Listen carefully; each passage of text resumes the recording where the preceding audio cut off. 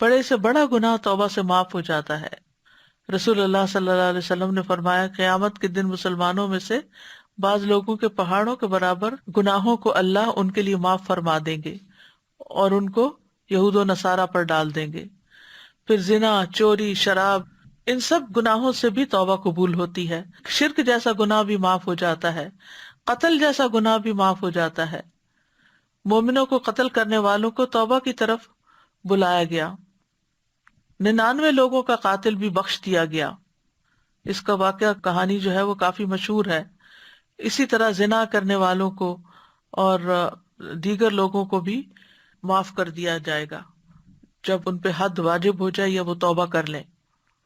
پھر اسی طرح چوری کی بھی معافی ہو سکتی ہے۔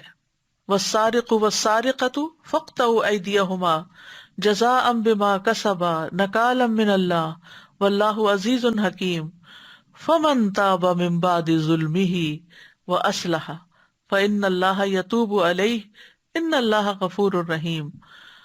اور چور مرد اور چور عورت، بس ان دونوں کے ہاتھ کاٹ دو، یہ بدلہ ہے اس کا جو ان دونوں نے کمایا، اللہ کی طرف سے عبرتناک سزا ہے اور اللہ بہت زبردست خوب حکمت والا ہے۔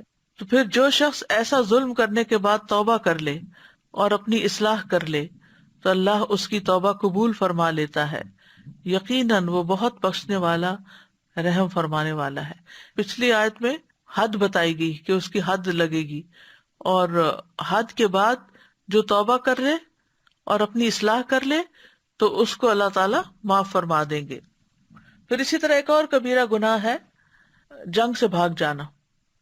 تو نبی صلی اللہ علیہ وسلم نے فرمایا، جو شخص استغفر اللہ الذی لا الہ الا هو الحی القیوم واتوب الیہ کہے تو اس کے گناہ بخش دیے جاتے ہیں، اگرچہ اس نے کفار کے مقابلے سے بھاگنے کے عظیم گناہ کا ارتکاب کیوں نہ کیا ہو۔